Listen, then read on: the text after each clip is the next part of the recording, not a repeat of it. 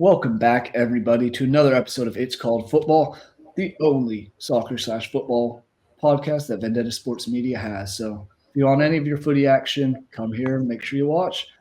But this past week, we've had the Euro group stages. Those are now officially done, and that's what we're going to be breaking down today. Do a little bit of touching on the group stage and then look at the 8 round of 16 matchups, some surprise teams, some very weird placements of teams that we thought would do much, much better, but we'll get into it right away with the group stage. Hey guys, what are your thoughts? Like, the group stage happened. There were a lot of shocks. How would you sum it up? We'll start with you, Jackson. Exciting and unpredictable is how I would describe most of this, because we saw a lot of the favorites not perform up to the expectations that people previously had for them entering the tournament. England, Pitiful. awful, pitiful. France, they limped their way to the knockout stage. They had no goals from open play, only an own goal and a penalty. That's all they had. They didn't look very great. Germany struggled in their last game. A lot of these teams didn't really perform. And Portugal, how can we forget about what happened to Portugal yesterday? A lot of these teams that were marked as favorites and they were said to have these insane squads that should just run through their group stage didn't really perform because it's the Euro. Like, let's be frank. There is some truth to what Mbappe said before the tournament, that this is harder than the World Cup.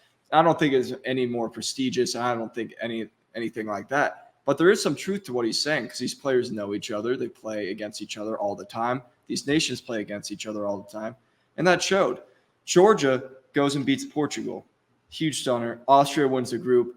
It was exciting. It was fun to watch. And it was very surprising, I'd say. A lot of the favorites did perform. A lot of the underdogs did perform. And we're going to have a fun knockout stage. Yeah, we really will. I mean, look at the Netherlands is another one I'll throw out there. They barely got through as a fourth-place team. Meanwhile, you see Belgium kind of collapsed a bit, and Croatia fell apart completely, missing out on the knockout stage. So it's been very unpredictable. The craziest thing to me is the leading goal scorer, that famous player that Real Madrid's about to go and sign, own goal. Mm-hmm. I can see it now, 150 million for own goal to come in, but that just kind of sums up the tournament. You don't know what's going to happen. Teams aren't scoring the way they should. I think, what is it? Georgia's man, I'm going to butcher his name, but Kvaratskhelia. No, Georgia's Mikatadze. Oh, different hard name. Yeah, he leads the way with 3 goals. He is the Golden Boot leader at the moment, with a couple of guys behind him with 2, and then about 55 players who have 1 goal each. So it's been one of those interesting tournaments. Jason, what are your thoughts on the group stage? Hey, Jackson took the words out of my mouth. It was unpredictable. Croatia, I think a lot of people have them going at least to a knockout round, or at least third, because it's kind of weird what group gets the third placement. Croatia, I actually saw them going into the knockout rounds as the third. I didn't expect them to get eliminated. Again, like Austria winning the tournament, for me, they were one of the dark horses to win the tournament, or if not, get very far. They had an underrated team, even though they're missing a few starting players. But again, just it's unpredictable. Again, he said England, shocked. Romania somehow being in the knockout stage. I guess somewhat surprises would be Slovakia and Slovenia making it to the knockout round. But again, it's just unpredictable, and that's one of the beautiful things about the sport. You never know what's going to happen. Oh, absolutely. And I mean, another one I just want to throw out there is you got to feel bad for Hungary. Hungary finished with 3 points in a group with Germany and Switzerland. They got 3 points based on scoring a 100th-minute goal against Scotland on the last day of the group stage. It looked like they were going to get through because no one expected Georgia to come up and upset Portugal the way they did, winning 2-0. That moved them into third place with 4 points. Slovakia and that entire Group E with Belgium, Romania, and Ukraine all tied with 4 points. Tough luck for Ukraine there, but Hungary, had any of those results not gone that way, had what everyone expected to happen had happened, they would be in the knockout round right now. Mm-hmm. But that's not how it crumbled, and here we are. Tough luck, Hungary. Better luck next time. I'm going to say just one other stat I saw, just because it's always funny to see Scotland kind of struggle, but Georgia in their only ever Euro appearance has already made it further than Scotland made in any of their 12 prior. So that's awesome. First ever major international tournament, too. I mean, Georgia's got to be one of the Cinderella stories. And that's kind of where we're going to kick it off in the group stages or in the knockout round. The first one on the list, looking down the bracket, left side of it, Spain versus Georgia. Mm-hmm. Can lightning strike twice? Does Georgia have another miracle in them? No. I hate to be that guy, but no. And there is one big reason I'm saying that. In qualifying, these teams are in the same group. On the 8th of September of last year in Georgia, Spain won 7-1. I do not feel confident that they can get this done. I think it's a great achievement, and if they play like they did against Portugal, I mean, on the counterattack, they were creating chances. Now, they weren't putting them away, but they were dangerous. They were creating chances. They had Portugal on the run a lot of the time. If they can somehow play like that again, maybe. But I think the Spain team has actually looked stronger than just about any team at this tournament so far through the group stage. I think they look the best at any team. So I think it's just an unfortunate draw for this Georgia team in terms of where a third-place team could go, because the Spain team already nuked them once last year, not even a year ago, and they look incredibly strong so far this tournament. I don't see it happening personally. History shows that Spain is better. And during this tournament, Spain has showed, I think, so far that they're better than any team here. So give me Spain. Yeah, Jason, I assume you're on board with Spain as well? Absolutely. Everyone loves the Cinderella story, but I don't see them being like Iceland. I think they're going to get eliminated. They're just stacked in every position compared to Georgia. There's no way. Unless Spain played like Portugal like they did yesterday. But besides that, I don't see them going past. Yeah, and I'll say off that Portugal's game, Portugal wasn't playing their starting 11. Mm-hmm. They were playing Ronaldo and a couple other guys who would start usually. But, I mean, Ronaldo almost got taken out. I don't know if you guys saw that video at the end. He was walking down the tunnel and a fan jumped from the stands. Looked like he was going to try and karate kick him, but security tackled him for bizarre stuff there. And I just think that Portuguese side, they had already won the group. They weren't looking to do anything. Meanwhile, Spain will be looking at it. They've won every match so far, the only perfect team. They've yet to concede a goal. So defensively, they're the best team in the Euros at the moment. Finding goals from 5 different, or I guess technically 4 different players with one own goal. Seeing Danny Carvajal score goals at the Euro, that means something's going your way. And Alvaro Morata's looked good. Ferran looked good. Lamine Yamal has looked extremely impressive for a 16-year-old. So he and Williams are so good out wide. I mean, that's the thing with Spain is Jackson, you and I have talked about this in the group stage. We thought it might be a little too early for them. Yeah, I don't know. Yeah, it's looking like this youth is paying off and it's working out in a great way. I think Spain wins comfortably. I'm going to take Spain, honestly, like 3 or 4-0.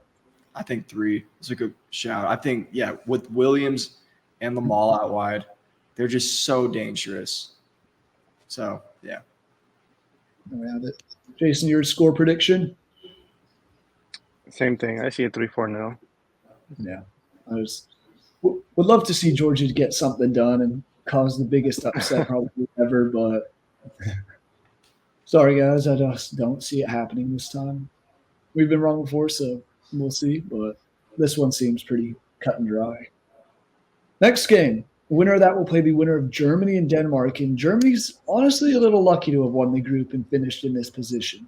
If it wasn't for a 92nd minute from Fulkrug, his second of the tournament, they wouldn't be there right now. They would have finished second to Switzerland and would have been a completely different situation. They'd be playing Italy instead of playing Denmark.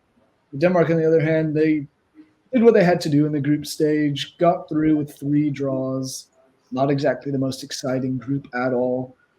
But what they had to do, and we've seen Denmark step up in the round of 16s before major tournaments.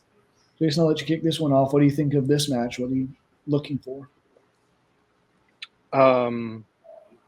Germany started off the tournament strong. There was an opening match to the host, beating Scotland. What was it, 5-0? They looked good starting it. They just slowed down. I think that's the problem. Their last game. Sorry, have it on the side. They beat Hungary. But against Switzerland, somewhat tough team. They're gonna if they get harder competition. Obviously, Hungary's not Switzerland. They get harder competition. They're not gonna do well. Now, the playing against Denmark, I'm forgetting who they have on their team right now, but I can Denmark. check. Yeah, Denmark. I'm forgetting. Denmark. Sorry, it's just I've been Oh, the year- Ericsson, Hoyland. Rasmus Hoyland. Yeah. I mean, Kajer in the back. Kasper Schmeichel, who's honestly looked not too bad at all so far. Pretty good. Solid for being 37 So, years like, old. Yeah. If they face different competition, it is going to be a problem. But at the end, I see it going either way. Either Germany wins comfortably, or they lose to Denmark in last minute goal. Like Denmark wins 2-1 but that's how I see it going. Yeah, I can see that. Jackson? I'm liking Germany, mainly because they're the hosts and they're going to have that energy behind them. I still think they look pretty good through the group stage. Switzerland kind of caught them sleeping a little bit. And unlike a situation like where Portugal lost to Georgia recently, they did have their starting 11 start that game. You saw Wirtz, Musiala, all those guys start. And it took till the very end for Füllkrug to get that equalizing goal. So I think they were just caught on the heels a little bit, though. I don't know if that's necessarily a sign of them being weak. And I think this Denmark team is a good test. They're a team that could definitely beat them. We obviously saw what Denmark did last tournament where they got all the way to the semifinals, But I just don't see that the little smile on your face. But I don't see that happening this time around. Germany's at home. They've got something to prove. And I still think they've got a very, very good squad who's playing very well together. I think Musiala is an absolute menace for anyone to deal with. And the fact that anyone still questions this dude's ability is shocking to me. They have Wirtz, Füllkrug coming off the bench, and you have Kai Havertz playing decently up top as well. They've got a good attack. It's not going to be easy. Denmark's, again, not the easiest draw you could have had when you look at some of the other teams that some teams got drawn with. That's how it happens. But I think Germany will win this game at home. They've looked good, minus a little bit against Switzerland. But even then, they found a way to get it done and win the group. So I've got confidence in this German team to win this one as well. Give me 2-1. 2-1 Germany. I like that. That's kind of the score I was looking at as well. That or 1-0, kind of a later goal, probably 65th minute onwards. But I do think Germany at the end of the day has the more talented players. Jamal Musiala is everything Jude Bellingham is being advertised to us as. At this moment, I would take Musiala over Bellingham every day of the week. He's, in my opinion, he's been one of the best players this entire tournament. And whether it's on the ball or getting back, defending, all that aspect. But it's everybody else. Gundogan scored. Füllkrug has 2 goals. You brought up Havertz already. He's scoring. Germany team looks like they are set to put away some of the embarrassment they've had from the last couple World Cups. Even the last Euros, they make to the round of 16 and then lose 2-0 to England. Never want to do that for them. But even the World Cups, like going out in back-to-back group stages, it's been a very pitiful last 8 years or so for the German national team. And this is going to be a statement for them to get through Denmark. Denmark's not a bad team, like you guys have been saying. Christian Eriksen's solid in there. Super happy to see him come back and score his first match back, which love to see that. Everyone knows what happened in 4 years ago, or I guess technically 3 years ago against Finland. But he's back. He's looking really good. Guy I want to see step up, though, is Højlund. Yeah. He hasn't done a whole lot. He's kind of been non-existent up top, similar to what he did with Man U the second half of the season, where he's getting a couple opportunities and just completely squandering them. Yeah. I mean, from a Denmark perspective, in a game like this where you're going up against big physical center backs in Jonathan Tah and Antonio Rudiger, why not play Yusuf Poulsen? Absolute menace up top, body, have him start, work these guys a little bit, and then have Højlund come off the bench. Maybe that'll work better and he can get a goal. But I completely agree with you. He has not been very impressive this tournament so far in terms of doing what a striker needs to do, and that's scoring goals. So if I was a Danish manager, I might start Poulsen just because of who he's going to be playing against as a center back. And then he doesn't score, whatever. You let Højlund come in with a much more tired Jonathan Tah, much more tired Rudiger, because I just dealt with an absolute man mountain for a bit. I wonder if that would be a good, effective tactic against this German back line. I do like that shout because Poulsen he's quick as well, and he's physical, and he can kind of make it a little bit of a nightmare, make the German defense really have to work hard. Maybe he doesn't score, but if he does, even better. And then Hoyland, like you said, comes on, uses his pace, uses his freshness in that aspect, and kind of tries to will Denmark to a victory. I think the only way Denmark wins this really is if they grind it out, make this an absolute living hell for Germany. Extra time, maybe even penalties, because in penalties, Manuel Neuer is good, but Kasper Schmeichel has proved he is just as elite when it comes to the penalty shootout. So we'll see. But no, I'm with you, Jackson. I still think it'll be 2-1, or like I said, 1-0 to Denmark or to Germany. Yeah. Looking at the next one, Portugal is taking on Slovenia. I have no idea what to think of this one. It kind of depends on what Portuguese side we see come out. Is it the one who played the first 2 games, which I think it will be? Slovenia hasn't been any slouch either. Jan Oblak is still one of the best goalkeepers in the world, and he's been superb. It's going to be a nightmare, I think, for Portugal because Slovenia's just got that confidence on their side as well. Mm-hmm. They've been playing well. They've been grinding out results, all 3 draws, but it's been nothing easy. They're making opportunities. I don't know why, but I can see an upset happening here. I'm not feeling that. I really want it to happen. How can you not root for Slovenia? Seeing them celebrating after tying, well, you guys, it's pretty cool to see. And I know some people in our chat were like, seeing a team celebrate like that, you got to go like do something to the manager. And I'm like, dude, good for them. This is the first time they've ever made it to the knockout stage of any tournament. They've been to 2 World Cups and 2 Euros now, first time ever. So great stuff to see, but they got through without a single win and with only 2 goals scored. I think their biggest strength in this game is going to be their goalkeeper. It's going to be Oblak. He's got to play an unreal game because, like you mentioned earlier, Portugal in that Georgia game, they already knew they won the group. They were going to win no matter what. So they didn't play their starting 11 necessarily. They played Ronaldo, he's been starting, but they didn't play a lot of these other guys. They had Danilo playing center back. He hadn't started the other 2 games, I don't think. You had a lot of different guys playing these positions. And when that happens sometimes, it's not necessarily the quality is bad because the quality of players who were still playing was unbelievable. Like the guys were still good. You had Joao Felix playing, you had Conceição playing, you had, again, Danilo, guys like that. But it does have a little bit of a toll in terms of the chemistry and the flow that the team's going to have. If you didn't play the other 2 games, suddenly you're playing this game, and you know it's just because you're already through. That might have an effect as well. So I think the Portugal team that comes out in this one is going to be a much stronger team. I like Roberto Martinez as an international manager as well. I think he does the job. I don't think he's anything special, but I think he does the job. And part of doing the job means taking care of a team like Slovenia. Besides the Georgia game, I thought the Portugal team looked like one of the better teams in this tournament, if not one of the best, up there with Spain.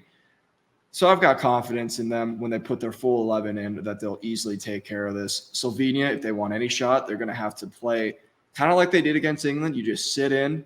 Got to have Oblak making some ridiculous saves realistically. You got to try to spring on the counter if possible. But Slovenia might have to hold out till penalties if they are to advance through this. I don't see that happening. I think Portugal will break them down, get a couple goals, and win this 2-0. I can see that. Jason? Same thing. I don't see Slovenia winning unless, even though they weren't having their starters, unless Portugal, has a lackluster game, and Benjamin Sesko and Oblak both have a terrific game.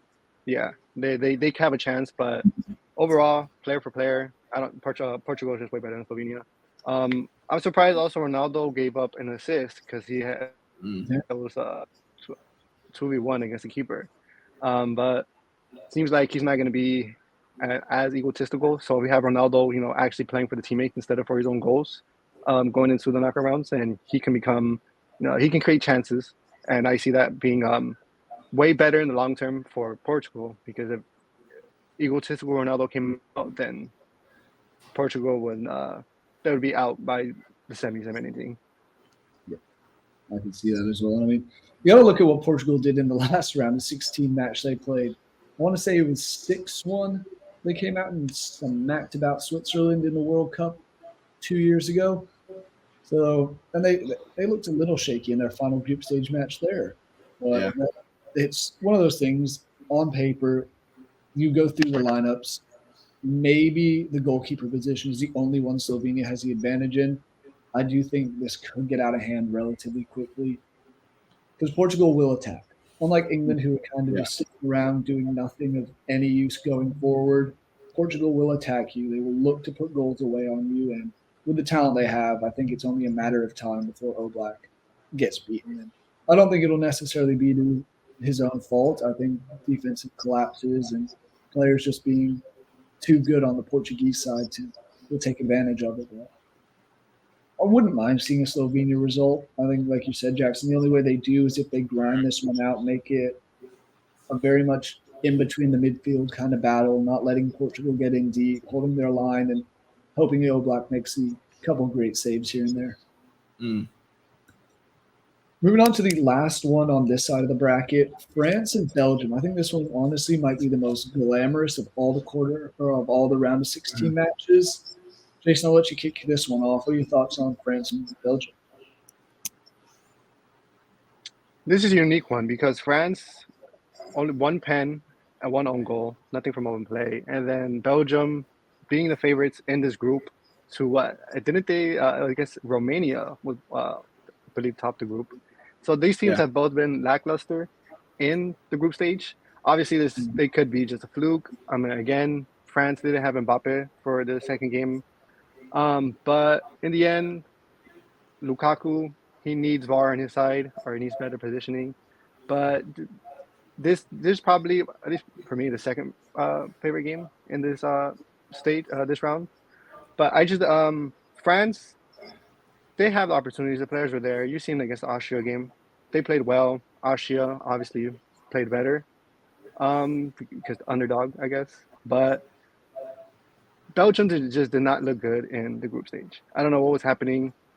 The whole team, Doku, he got an assist. Everyone was praising him, but who were they playing? Was it Slovakia, Serbia? They were playing against some elderly guys.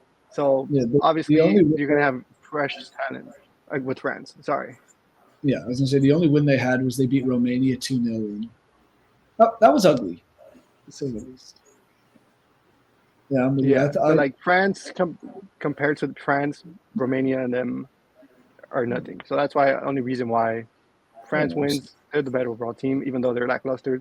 Such as England. But again, you can't deny England their talent. Yeah, and I'm with you on France. I think they just have enough talent, and N'Golo Kante's been bossing the midfield. I think Belgium's kind of getting in their own way at the moment. I don't know if you saw that Kevin De Bruyne was booed by the Belgian fans when he was named man of the match. That doesn't sum it up. I don't know what good for this Belgian side, and I don't know how they keep tricking us. Every single tournament recently, they're like, okay, they're going to run away with this group. They're clearly the best team on paper. They're going to do it. Then they fall apart and just look absolutely atrocious. Age is catching up to him for sure. And Romelu Lukaku, like you said, so unlucky. I think he would be the second leading goal scorer behind own goals, just based on his VAR goals disallowed. So it's been a brutal tournament for him. I wrote him as one of my Golden Boot favorites, but the way it's been looking, he'll be lucky to get a goal at the moment. So Mbappe also finally on the France side just got his first ever goal in the Euros. Sure, it was a penalty. Sure, he had the mask on and all that. I think that might be playing a little bit of a hindrance to him, but at the end of the day, France is the better team. France has looked better for the majority of the group stage, and it's just I'm taking the French. I think it will be close. I think it'll be 1-0 to France, and I think it will be a set piece goal. See, I'm excited for this game, like really excited. And I think it was Kevin De Bruyne who said this. He's like, at the end of the day, what matters is just getting out of the group. We did that. We can go forward. That is really ultimately what matters because now you have the shot to go and win it. Doesn't matter how poorly you may have played in the group stage. You can put that all behind you now. Portugal did that in 2016, and they went on to win the whole tournament. So it's not out of the realm of possibilities that a team that like Belgium or France, who played poorly in the group stage, can suddenly go and win the whole thing. I'm backing France in this game. I just think they've got a little bit more talent. And Belgium, like you said, can just never put it together, and they keep fooling us. They keep putting these teams together where you're like, oh my gosh, look at what this dude plays. You've got Manchester City. You've got La Liga. You've got Serie A. You've got all these dudes in these top clubs in these top leagues playing, but they never really show up and perform. I still think Doku's had a pretty good tournament. I know he probably could have done more in terms of creating goals and assists, like he does at City, just a little bit more, but he's always dangerous. I'm very curious to see if Belgium sticks with Lukaku up top or if they try playing Openda. Now, I think Lukaku will do a better job of disrupting Saliba, and probably Upamecano, I think, would play alongside him in this game with his physicality. But why not play Openda, someone who's been scoring goals over this last calendar year in the Bundesliga? He's got wicked pace, and he provides something new, something that the French might not necessarily prepare for as much as, say, Lukaku. If I were, the Belgian manager, that's probably what I would do, is play Openda up top, especially because Lukaku just can't seem to buy a goal right now. Mm-hmm. But I do think France will win this. I don't know if Mbappe scores, the mask is going to, like you said, it's going to be a hindrance to him because it's hard to breathe. And it's not just when he's playing. When you have a broken nose, it sucks to go to sleep because you struggle to breathe. It sucks to just perform daily activities because your nose is broken. It's one of the worst, more annoying injuries you can get just because you can still function, but it sucks to perform daily tasks. And when you get touched there, it just hurts so bad. So if he takes one shot to the face, whether it be a ball or a body, it is going to mess him up. But I do still think France will get this done. They look terrible in the group stages compared to what we expected of them. But I still think this squad is just so talented and has the most depth of any team at this tournament. They've been in big moments like this before at the World Cup. They obviously failed miserably at the last Euro. So I think they've got that chip on their shoulder as well. And I think they're going to go out there and win this game and advance. This is their tournament to win in their eyes. This is how they prove that they're the best national team in the world. But I do think this will be an exciting game, even though I think it'll be 1-0 France. It's number 2 in the FIFA rankings versus number 3 in the FIFA rankings. This is what we want on a college football Saturday, number 2 versus number 3. And we're getting it here in the knockout stages, round of 16. Let's go. Absolutely. And I mean, one guy I want to see something from on France is I want to see Antoine Griezmann do something. He has been virtually non-existent in the group stage so far. Started the first 2, played 90 minutes in both of those. Came on in the 61st minute against Poland in their last group stage match.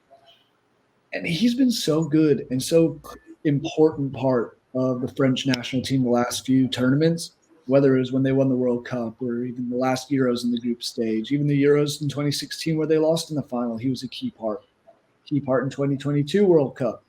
He's done nothing at all here, and I wonder if that's in part to the fact that N'Golo Kante's back and then kind of changing up the ideas and changing up the formations, but he's been non-existent.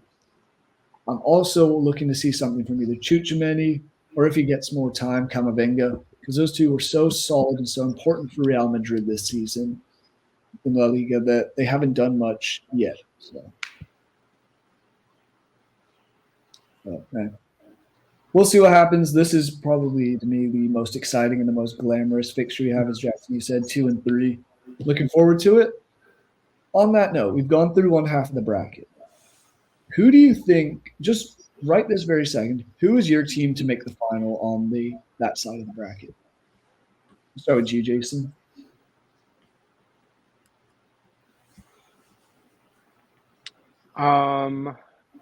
France. Like you said, France, the most complete team, top to bottom. Yeah, again, lackluster. Mbappe, his injury, not being there. But again, like you said, their second team can be a lot of for a team's first team. So that's why. Just lackluster play. Once they get in the momentum and they get into it, they're going to be probably the most unbeatable team in this tournament. Second favorite will be Portugal. Again, they just got to get into it. Even though Georgia match didn't really matter to them, they already won the group. But those would be my 2, at least in this side. So France would be the better pick, obviously. Yeah, Jackson. I got to go Spain. Based on how this tournament has shaped out so far, I think it's crazy to bet against anyone but Spain. And I don't think we gave them enough credit, Jerry, before the tournament started, because we were talking about like 4 to 6 years from now when they'll hit their stride. And on paper, that makes sense. But you have a 16-year-old, you have what's Nico Williams, 21 as well. Pedri's 21. Gavi's young. And then you've got, obviously, the younger guys who didn't even make it. You've got just so much young talent. Yeah. And we weren't sure how they would perform. But the young talent who did make it here is performing, and they're performing well. So that combined with their experienced older guys, Rodri and Fabian Ruiz has been good as well. You've got all those guys. They look so good, you know? They really do. Even Danny Carvajal is looking like he's in the form of his life right now. Like, I've never really rated Carvajal that much, but he goes and scores in the Champions League final and then turns it around literally a week and a half later and scores in Spain's opener against Croatia. They just look so good, and they look like such a cohesive unit out wide. When you got Yamal, you got Williams running at you. It is a nightmare to defend. Morata's looking pretty good as well right now. I got to back Spain. I really do. They're going to have to get past Germany in the quarterfinals. That's going to be tough. They're the hosts. But I do think they'll do it. And I do think they'll beat whoever they play in the semifinals and make it all the way to the final. I'm with you. I think Spain is the team to beat on this side. Them or Germany, I think the winner of that quarterfinal, say that is what happens, and we don't see a Georgia or a Denmark upset. I think the winner of that takes it to the finals just because, like I said, Germany's the hosts. They have everything to play for. Spain has looked great going off the attacking aspect. When you see Ferran Torres, Alvaro Morata, and that's a completely different look than facing Nico Williams and Lamine Yamal and even Mikel Oyarzabal. Butchered that, but oh well. It's just such different looks that they go your way, and it makes even just game planning for them as a defensive side virtually impossible. It's okay, we can stop these guys, but if we focus on these, then someone in the midfield will do something, or they'll make a substitution where we won't be ready for that necessarily. Biggest pressure in this knockout stage is going to be the managerial side. That's where you win games. That's where you make the right tactic moves. And that's why I think Spain will get it done, because I don't rate Luis de Fuente yet. I haven't seen him do too much with anybody. He's been on the youth national team for Spain, which I think is a massive benefit. Yes. That's what helped him a lot. He was U19, U21, U23 since 2013. So he's coached a lot of these guys when they were younger. So he knows how they play. He knows how to work them and use them in the right way. That is a massive, massive benefit to any team. And so I think Spain is likely my favorite to win this. And I also think France, Belgium, Portugal, they'll all beat each other up a bit and be kind of weary by the end. I was just looking through this. Spain, we're still thinking 6 years here in the future. Kubarsi, center back. You still have Eric Garcia, 23, center back. You still have, if he can figure it out, you still have, what's his name? Ansu Fati coming up. You still have Yeremy Pino coming up. You've got a lot of good guys coming up. So and Gavi's not even at this tournament because he's injured. So in our defense, when we didn't give Spain enough credit, we were looking towards that because you have the young group who's here, and then those guys coming up. But man, they are already showing what they can do. And when there's got to be nothing worse than being a full professional player. You're, let's say you're like 28, you're in the prime of your career, and you have a 16-year-old absolutely cutting you up out wide. That's demoralizing. That's what people are getting right now. This Spain team is good, man. And the scary thing is they're not even at their peak. A little bit of a tangent, but my God, if you're Spanish, the future of your country is looking damn good. They're going to be the new France. Yeah, I was going to say this is not even the new France. This is going to be the old Spain. Yeah, the old Spain 2.0. Won the Euros in 08, World Cup in 10, and Euros in 12. I can see something like that happening with this team, but we'll move on to the other side of the bracket. To say it's a lot less star-studded in terms of names here would be an understatement. First match, Romania, Netherlands. I'm leaning Romania. Honestly. I think this one will be one of those things. We've seen the Dutch kind of collapse in knockout stages as of late. Sure, they beat the U.S. in the round of 16 in the World Cup, but then they completely collapsed in their next game and couldn't even create a shot on target, I don't think. Romania looked good. Nothing special, but they looked why they were one of the dark horses of this tournament coming in. They found a way to win the group. They beat the hell out of Ukraine, which is ultimately the reason they won the group 3-0. Looked a little rough against Belgium and had some moments of great play and great goal scoring opportunities against Slovakia. Didn't seem to fall that way, but I don't know. And the Ricky Dicky Dutch have looked a little suspect in the group stage, especially their last match against Austria, where you just need a point to guarantee your top two. You need a win and you win the group, but they fall apart and lose 3-2 with a lot of late goals around them. I see where you're coming from. I really do with this. Romania on paper doesn't have the team, but they've got the passion right now. Belgium looks depressed half the time when they're out on the field. Excuse me, Netherlands is not looking. I don't know why I just said Belgium. I was thinking about the group stage. It's early in the morning. That's my bad. But no, Netherlands didn't really give me the full confidence that I thought I would get from them, to be completely honest. Even in the Poland game, they really didn't look that great. I will say that. I thought that was a game that Poland could easily have. So I think this is a game, honestly, where Romania could catch them sleeping. I like that as a shout, to be completely honest. I think, again, on paper, the Dutch should win this, not the Belgians. The Dutch should win this.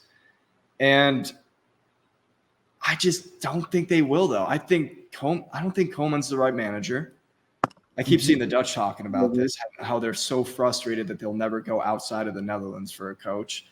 I mean, they've got some good guys in the club level right now, but it seems like whenever they come, they really just can never get over that hump. I mean, Louis van Gaal did bits, but apart from that, I don't think anyone's really shrouded themselves in glory ever since being the Dutch manager. And I think this could be Koeman's downfall, to be completely honest, is losing to a Romanian team that if you give them the chance, they can score a long-distance goal and they can score close-distance goals. And if you give them a penalty, they'll score that as well. They're going to have really good fan noise. The Dutch have great fans. I love seeing their new tradition where they're jumping around in the street going side to side. It's absolutely awesome. Link's right. Banger of a song. Always get too weird. Absolutely awesome bit of fanfare. But I'm going to back Romania in this one too. I think they'll get a goal in a very unique way. I don't know what that unique way will be, whether it's a deflection, whether it's a counterattack with 4 Romanians running at 2 Dutch defenders. I don't know what it's going to be, but I think it'll be a unique goal. And I think they'll pack it in. And the Dutch haven't looked great on the attack.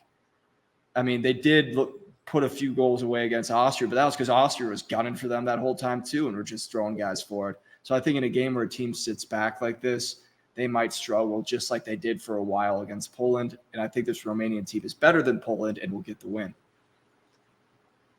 Yeah, I'm with you. Jason, your thoughts? I'm going the same way. Ronald Koeman, again, manager. He's not going to be it. Obviously, they need someone new. I've seen many of the pundits in the Netherlands talk about him, and as you guys mentioned, the passion. A friend of mine, he's actually Romanian, and he was in Romania during the group stage. I've never seen someone. He was sharing pictures. He was sharing videos the entire time. He was in a small town, though, not the big city in Romania. But I've never seen him have that much passion for sport. And he lives in Boston. Family's from Romania, but he's had the Patriots, the Celtics, the Bruins all win. But I've never seen him share this much passion for a team since this Euros. So shout out to his name is Mihai. Shout out to him. He's absolutely loving what's happening in the group stage. He shared a bunch of drunk pictures when they opened the group stage. But shout out to him. Again, the passion is just on your side. And if you have the crowd on your side, it should be. It gives you that what's it called? Gives you that extra boost, and extra motivation.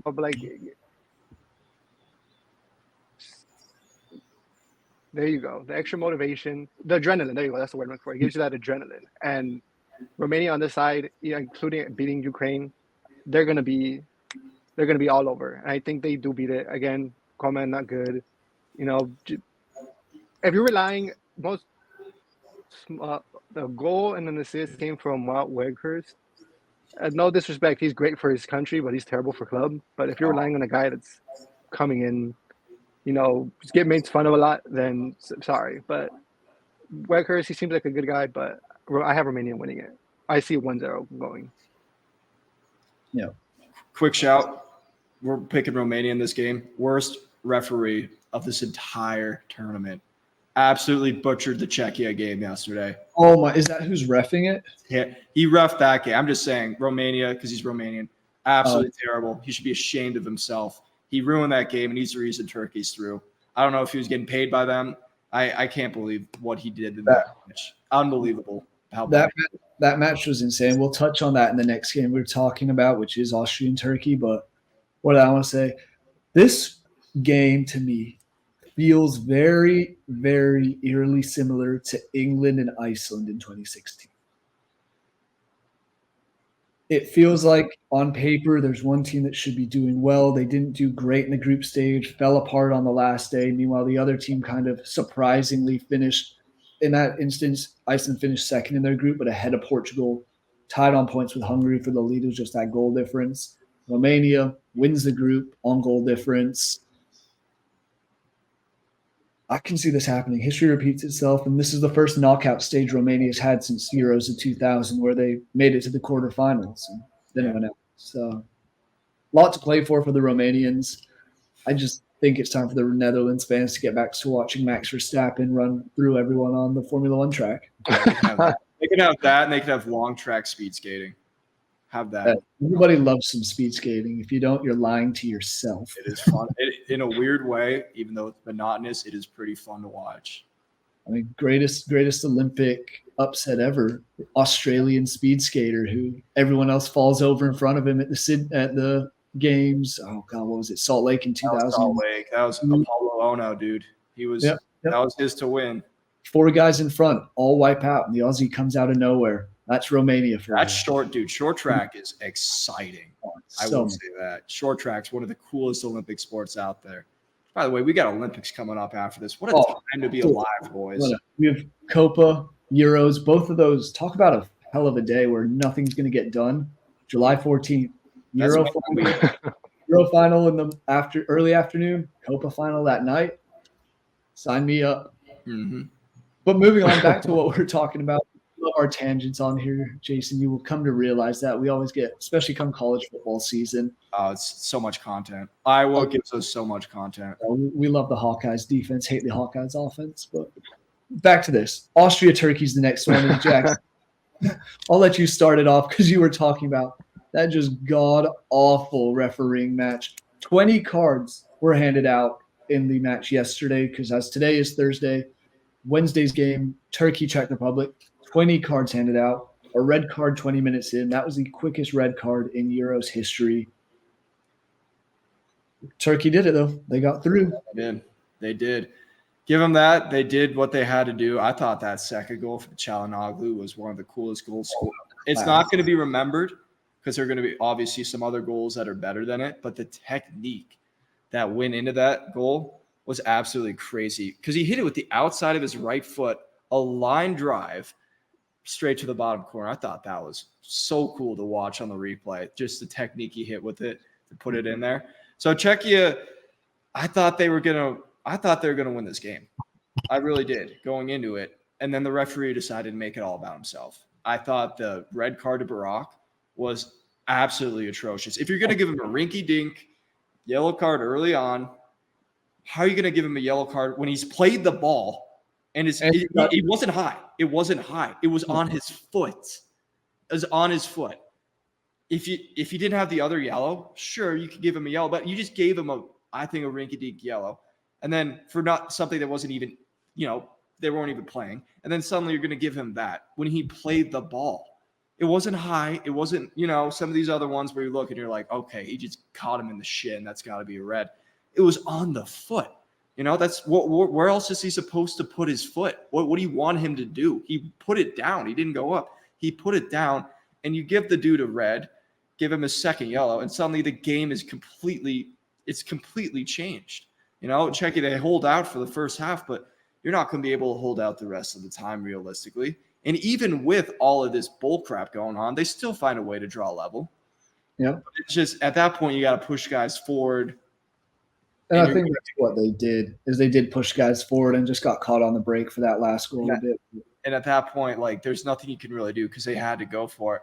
I was just shocked that the ref did this. 16 yellow cards and 2 red cards. Obviously, the red card at the end, the Czechs were pissed. The Turkish players were, getting riled up. And you already knew the fans were ready to go to war up in the stands. That whole game was an abomination. And the reason that the fighting happened at the end was because of the Romanian ref who didn't ref a good game. And he got everyone pissed off because he just was that bad. It was so bad that literally at halftime, every single outlet was like, what is this guy doing? Peter Schmeichel himself was like, this ref's making this about himself right now. It was absolutely atrocious to watch from the men in yellow in this game. Horrible tournament. Horrible game. And his tournament should be done because that just completely butchered the game and made it something it shouldn't have been. Now, time to talk about Turkey in the knockout stage, but that's my rant, dude. He was pitiful. It was rough. It was one of those things that you set the tone too early and too controversially. It was always going to go downhill from there. And did you see the Czechia goal that they called back because of that foul? Oh my gosh! Yeah, there was a little something going on in there. We keep seeing more and more players in sports be checked out for betting on games. Maybe. I'm not saying it is or anything, but just maybe there should be an investigation. It was bad. It was bad. I mean, Jason, did you see that game yesterday? I did not. Sorry. I went to the hospital. Sorry. So. Oh, shit. Hope everything's good, though. No, it's nothing serious. It was just no, it's my dad. He just needed a checkup. Someone needed to take him. That's about it. Hey, fair enough. Well, Jackson, I'll let you kick off like the actual match, Austria-Turkey preview. Okay, so thoughts. Heading into this tournament, I've been all over this Austrian team. I don't think that's a great shout to make because a lot of people are all over this Austrian team in terms of the dark horse, but they showed it. They showed it. Even in that France game, they were showing it. They were good. They were right there with them, maybe even better at certain points. And then Poland dismantled them in the second half, did what they had to do. And against the Dutch, they just couldn't stop scoring. They're good. They can attack. They really can. Sabitzer's an absolute dog. And I'm backing them in this game as well. Turkey, I think their fans, it was pretty awesome seeing their fans after they qualified, seeing that because they've had so many times where you hype up a Turkish team just like in 2021, and then they just absolutely shit the bed when it comes time to actually play. They didn't do that this time around. They actually got 6 points. So well on them, fair play. This Austria team, though, it's good, man. I really like that. Baumgartner is an absolute menace to deal with when he's on the dribble. Limer's good in the midfield. And this is an Austria team without David Alaba. If they had Alaba, oh my gosh, they would be crazy. But even without him, this team is really good, and I think they're going to continue making noise. I don't even think this is like an upset run for them or a Cinderella run. If you looked at this Austria team legitimately before the tournament began, you would have seen what I saw, what a lot of other people saw, which is absolute talent and a really good international manager. Dude knows how to coach this Austrian team, Ragnick. And I think they should take care of this Turkish team. Give me 2-0. I don't think Turkey gets a goal. If Turkey is to win this game, it will probably be I could see a long-distance shot. We've seen them scoring a few of those. I could also see a free kick goal from a Çalhanoğlu set piece being their chance. But if Turkey's going to win this game, they got to keep Austria from scoring. I don't see that happening. I think Austria's got the creativity and they've got the bite up front. I think they'll get this done. They'll get the win. Maybe even Arnautovic pops up with a goal. I think 2-0. Give me Austria. Jason? Same thing. Like I said, France-Belgium was my second favorite game. This would be my first. I was, as Jackson said, I was a favorite of Austria, like they were the underdog, and as well as Turkey. I just, for some reason, had these two teams as as the underdogs. They'll get far. I wouldn't be surprised if one of them has an Iceland run or they pull off and upset them in the whole thing. Like you said, being 2-0, If Turkey does win, I see it being I see Orkun Kukcu with Benfica. I see him scoring off a set piece straight off. But again, Pence, he's doing pretty lights out, even though the 2 goals against the Netherlands. But he's doing incredibly well. Yes. Again, he's mentioned Sabitzer, Praz, Bumgarner. They're all doing well. They have that. They're like in a flow state. If they're in a flow state with when they were scoring against the Netherlands, they seemed unbeatable. Again, you mentioned Ratnick doing great, managing the team. I see them winning the game. Sorry, Turkey, but they're just not. Austria just has the momentum on their side right now. Yeah, and that's kind of what I was going to bring up as well. And you said it right there, Jason. They're not necessarily the best team by any means in this tournament, but they might be the hottest at the moment. Mhm. They might be playing one of the teams playing the best. You go out and you beat Netherlands the way they did. You beat Poland 3-1. You were unlucky against France in the first game. It was rightfully so they won the group with two of the favorites coming in to do this. I honestly messed up. I was not that high on this Austrian side. I thought they could get through as a third place team. I thought they would just struggle in the group a bit more than they did. But they proved me wrong. Arnautovic has looked solid when he's been on. Sabitzer's looked great.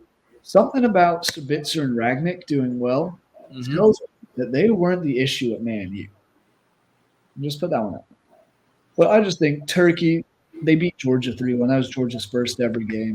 They beat Czech Republic 2-1 in that pure chaos match. Yeah. And the one team they played who could compare it all to Austria's talent and size was Portugal. And they got battered 3-0. Run off the field. Yeah, yeah. And I'll say the Turkish fans, even that entire group, Turkey, Georgia, Czech Republic, Portugal to a lesser extent, have created some of the best atmospheres at the Euros so far. But I think atmosphere only gets you so far in times, and this Austria side has the talent to just beat them away. Now for the game I'm looking the least forward to. Oh, yeah. England, Slovakia. What could go wrong? Nothing talks more of England cricket losing today to India and then England losing to Slovakia, both tournaments ending. Seems like a perfect weekend. Well, in all honesty, England has looked so pitiful so far. Jude Bellingham's been non-existent. Phil Foden is non-existent. He's now gone back to England for the birth of his third kid. Southgate's tactics have been weird. I want to see Cole Palmer get more minutes. Harry Kane hasn't done much. Defensively, I would say England. That was my concern with England coming in, was they wouldn't do much defensively. They've proven themselves. They've held strong. Mhm. Mark Gué has been superb. I've been very impressed with him. Kyle Walker, John Stones, you know what they're always able to do.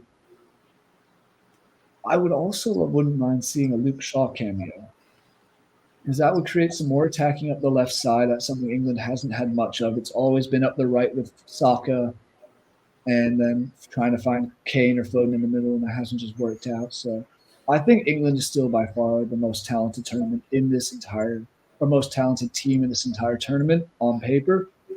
Will Southgate be able to adjust?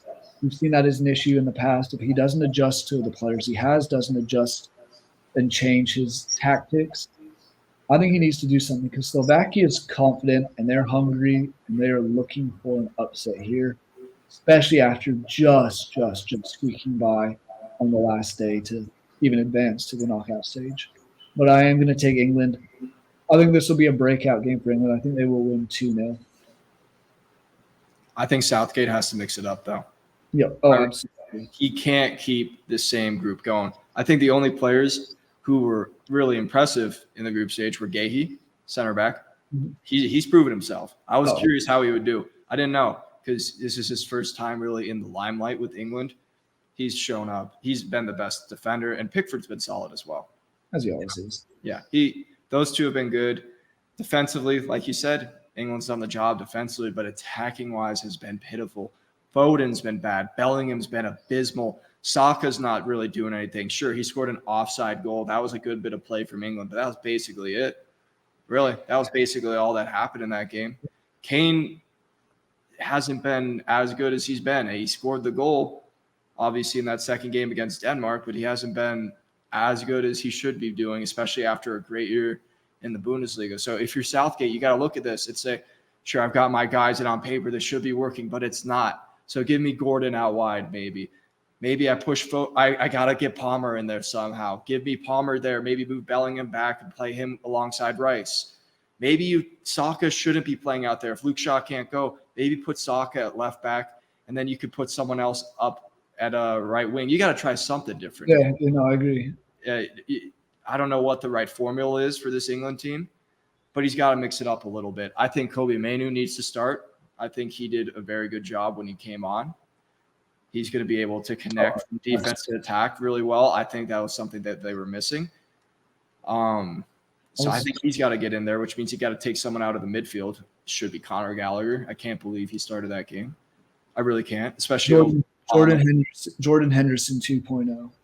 Literally, it was just I don't know. I don't know what the right formula is. You know, you don't want to tinker with it too much. And you need some of these guys to play, obviously. You're not going to take Kane out. I don't think you'll take Saka out because Saka had a great World Cup and he's a proven goal scorer for England when it comes down to not penalties. He's looked the most dangerous going forward in creating opportunities and beating the men he was going. He's at least beating guys, even if he's not scoring. He's at least doing that. But even if Foden's back, do you start Foden right now? I know he won Premier League Player of the Season, but do you start him or do you play a Palmer? You know, do you put Saka on the left to play Palmer on the right? Do you play a Gordon just to give you just straight pace, just classic pace, and see if that unlocks something? I don't know if Anthony Gordon's going to be healthy. He apparently fell off his bicycle today. Actually? Yeah. Oh, Jesus. Well, I guess you can't do that then. Well, I don't think it's extremely serious. He fell off his bike? Oh, he fell off. I saw something that he fell off his bicycle. Oh my gosh! It's coming home, boys. Well, maybe you don't have Anthony Gordon's pace then, but nonetheless, Southgate's got to mix it up. The easiest low-hanging change he could make is Kobe Mainoo. I think easiest one, and Cole Palmer.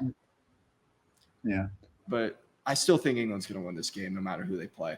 Yeah, I really do. I don't think it'll be pretty if he doesn't make changes.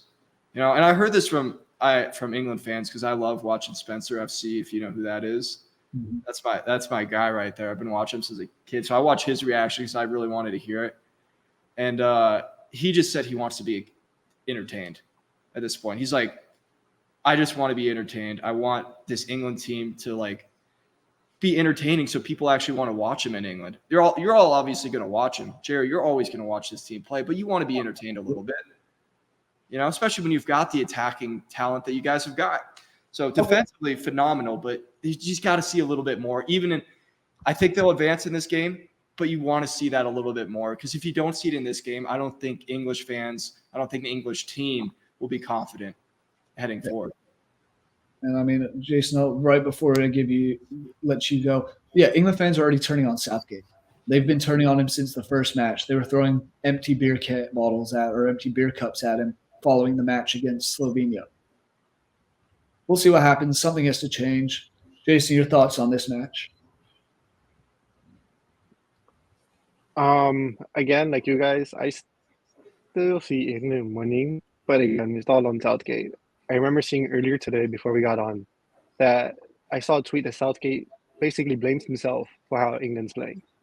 And that's already, even though we already knew he wasn't the best manager, just hearing it from the manager himself, it just brings a lot of extra, like we still have this guy.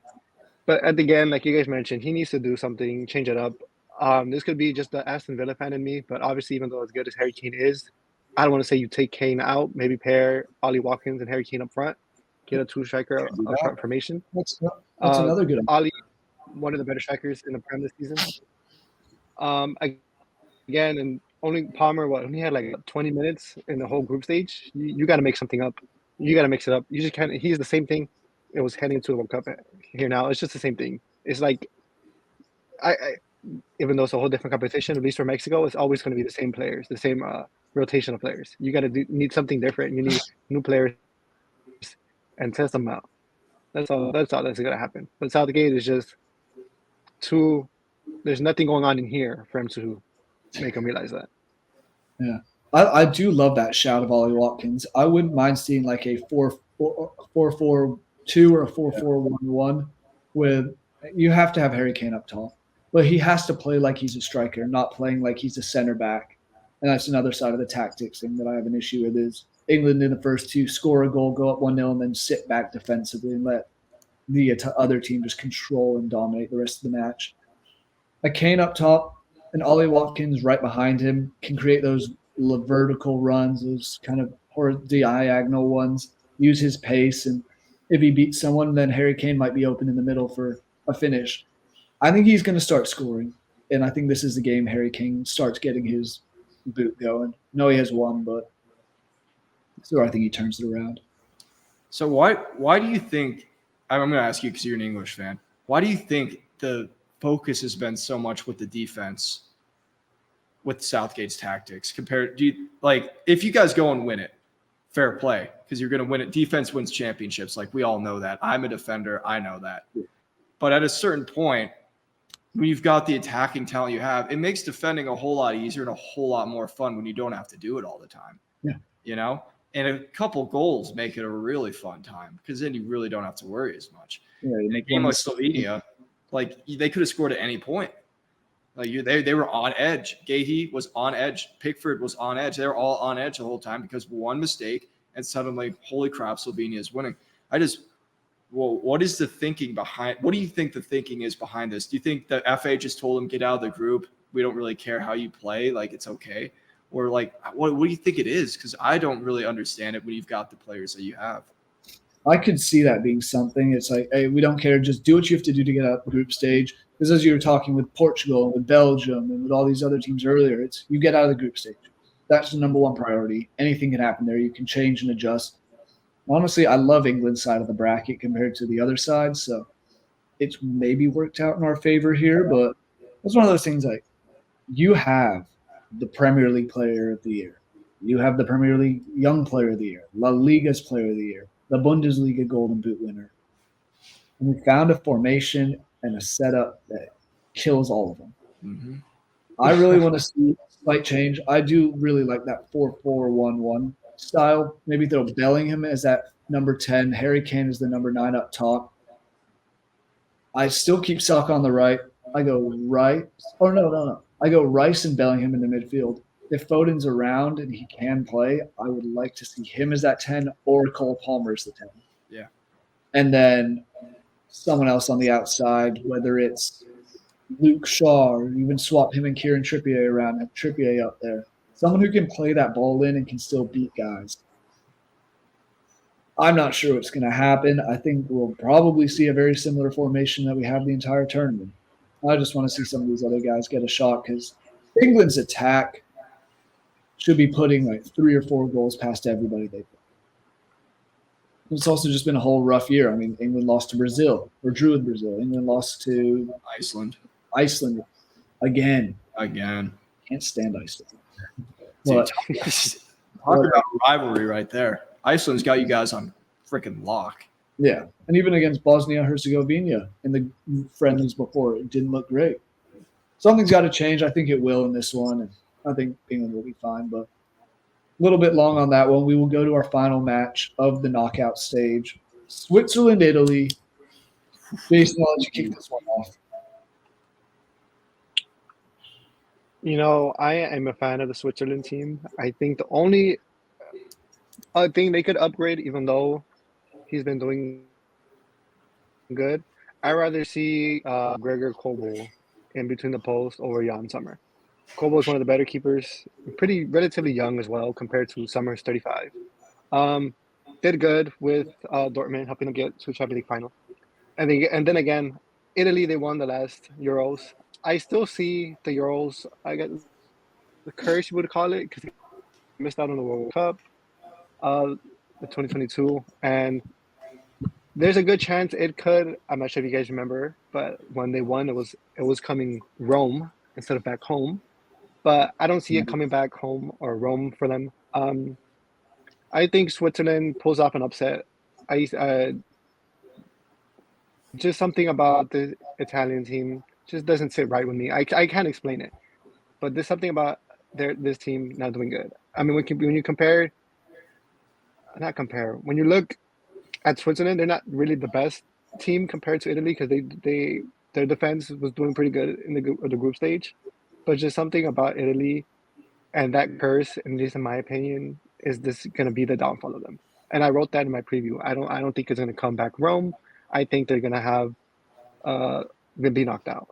I think it'll be against Switzerland right here. I like that. Jackson? See, this is going to be a fun one.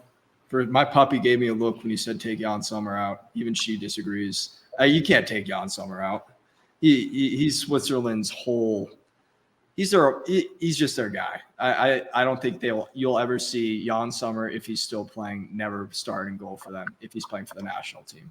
Kobol's a great keeper though. I do think that he's young. He's going to be good. He already is good.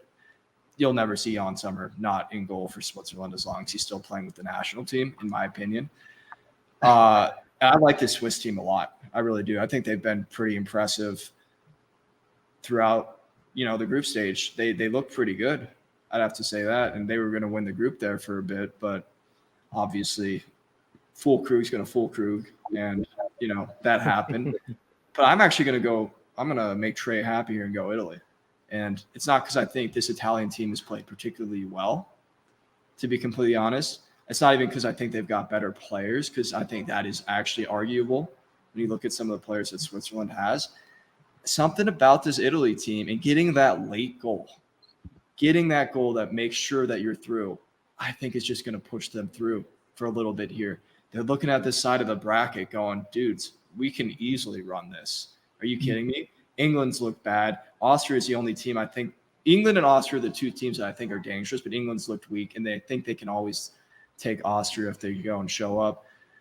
I'm going to back this Italy team in this game. I think that late goal is really going to kind of get them going a little bit. They haven't looked great. I still don't think they'll look great in this game, but they've already showed that even when they don't look great, even when the odds look completely against us, even when everything looks down, they found a way to do what they needed to do. And I think that's really going to matter a lot. In a knockout stage like this, it becomes dogfights at this point. It's not even who the better team is. It's just who can show up and make the plays when they need to. Italy made the plays when they needed to. Switzerland gave up a play when they needed to not give up a play. And I think that's really what this game's going to come down to. I think Switzerland's going to look good, possibly better than the Italians. But I think they're going to make the plays when they need to. I don't know who it's going to be, whether it's going to be a Chiesa, whether Scamacca can finally figure out what the hell is going on with him. I don't know who it's going to be, but I think they'll make a play when they need to and win this game and get through. Yeah, I see that I can see that happening. I do think, though, that this is one of those games that I can see Switzerland winning. This game, no matter what happens, my prediction is it goes to penalties.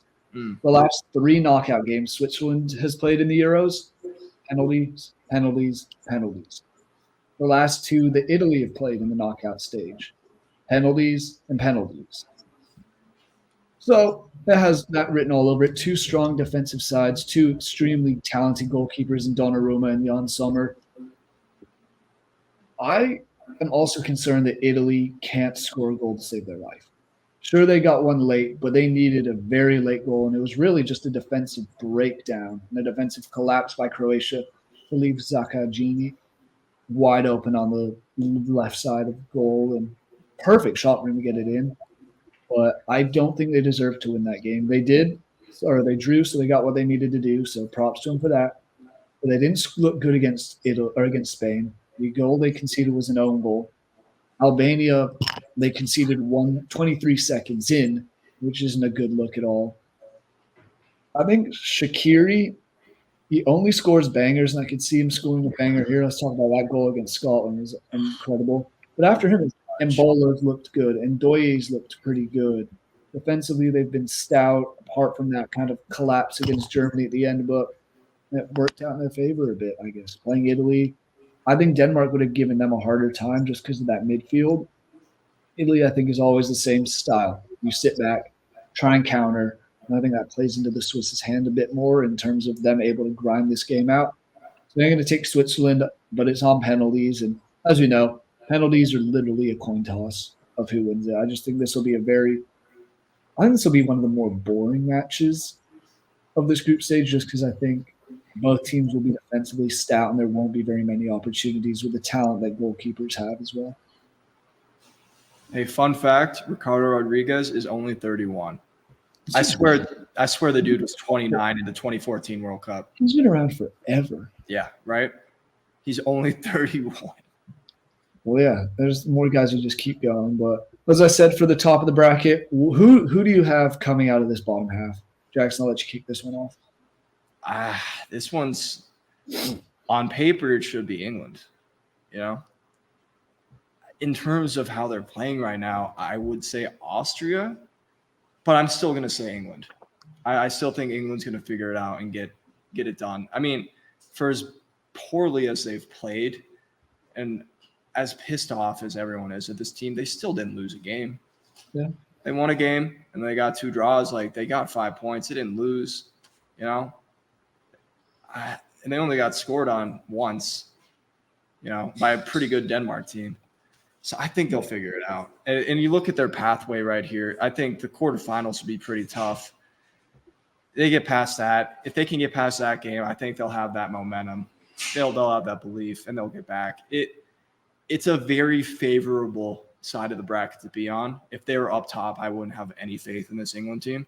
But I do think England will find a way to get it done. They have to, right? They just have to. They have to. When you look at this side, they should be. If we're going off of how teams are playing, Austria, and I could see this Austria team maybe making that run, because we all picked Romania to beat the Dutch, so we gotta stick with that, right? And say Austria is playing Romania in that game. Austria should win that one as well, and I think this sets up perfectly for an Austria-England clash in that semifinals, which would be fun to watch. I'm going to back England, though. I think if they get all the way there, which they should, they will get to the final. Excellent. Jason? Even though I agree with England, I'm going to still stick with Austria. Again, I said they beat Turkey, and then we picked Romania. They get an easy side. Only problem would be either Switzerland, Italy, or England, but they're going to only face one of them. I think they're going to have momentum. They're going to have the crowd fan base, considering they're just neighbors to the actual host country. So they're going to have the fan base there. I just see Austria going in. Again, Southgate, not a lot of faith in him. But if Southgate does not make any changes, Austria should be able to make it on through. Yeah, I like that pick. I think it is really down to those two. My concern with England is if they do play either Switzerland or Italy and it goes to penalties, we see how that always works out for the English. But this entire side of this entire bracket in general gives me the vibes of 2020 Euros, where England somehow won the group, get on a side with the best team on paper being Germany, and this was a bad German side. Whereas the other side had Spain, Croatia, France, Italy, Belgium, Portugal, all these other teams. And sure enough, England squeaked their way, got 2 wins in the first 2, beat Denmark, who was the surprise team of that tournament. In the semifinal, I think it's going to be similar with Austria being that surprise team. But I do think England gets back to the final and probably loses to Spain on penalties, but I expect nothing less. So there we have it. By the way, I'm convinced there's a conspiracy to give England the easiest groups and the easiest path to finals in every damn tournament you guys play in. It happens every single tournament, man. Yeah, we had such an easy group with the U.S. in it in the World Cup and Iran. Besides the World Cup, every UEFA tournament. God, I'm just mad about last time still. Every game was at home except for that one. that we won in Rome. You damn 4-1. You damn 4-0 against Ukraine. You guys always annoy the shit out of me. Give me anyone against you, honestly. Except Mexico. I'll always root against Mexico. No offense, Jason. England, Mexico, the game Jackson. I hate both of your teams. There we have it. 2 of us picked England. 1 of us picked Austria. We'll see. I think we have France on one side. Spain is 2 on the other side as well. So, hey, Euro knockout stage is here. Getting underway Saturday, June 29th. I'm excited. I know you guys are excited. Thank you guys for watching. Make sure you subscribe so you don't miss any of these episodes. We'll see you guys next time.